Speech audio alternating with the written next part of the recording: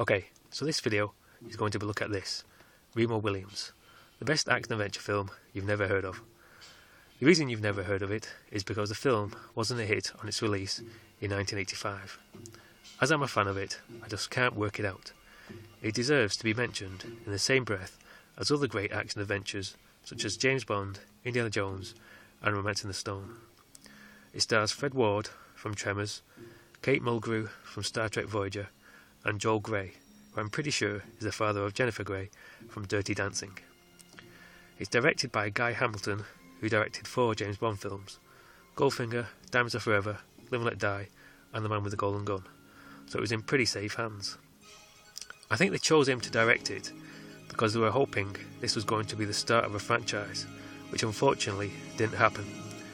Its original title on release was Remo Williams, The Adventure Begins, hence the start of a franchise. But after it flopped at the box office, it was called Remo, Unarmed and Dangerous, which is what I knew it as. This DVD has both subtitles for some reason. I saw it on TV as a kid once, and I don't think they ever showed it again, but that was enough to make me a fan of it. I couldn't even find it on video, it was that obscure, and it's only recently come back into my life thanks to YouTube and then eBay. Another plus for the film is a fantastic score by Craig Safan. This one. Notice the title, The Adventure Begins. I've got it playing in the background to help sell this film. He also did this awesome score for Last Starfighter. Bit off topic, but this is one of the best scores I've ever heard.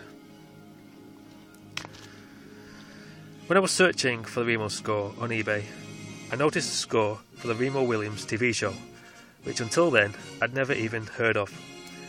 It mustn't have been a hit either. Remo just doesn't catch on no matter what the format, which is unfortunate.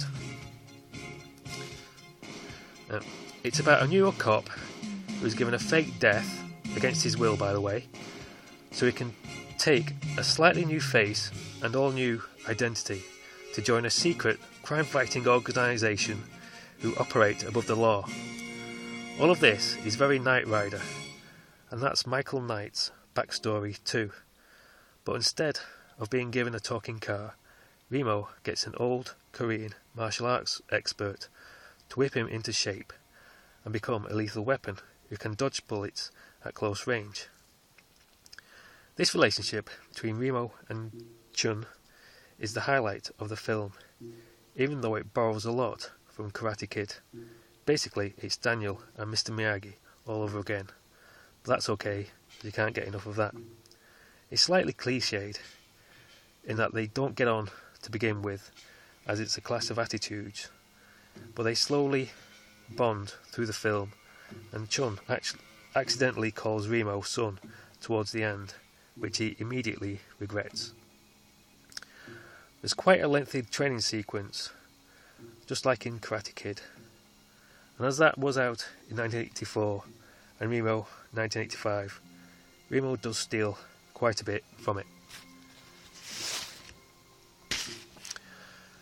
The film has lots of good ideas, such as one sequence when Remo and Kate Mulgrew are trapped in a room filling with gas, and a villain who has a diamond in his tooth comes in to finish them off.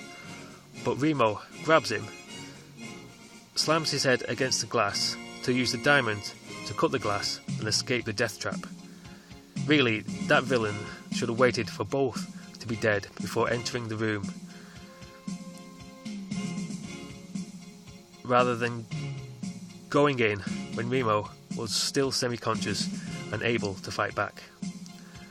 There's also a great action sequence at the end at an army base, which this bit was a part of.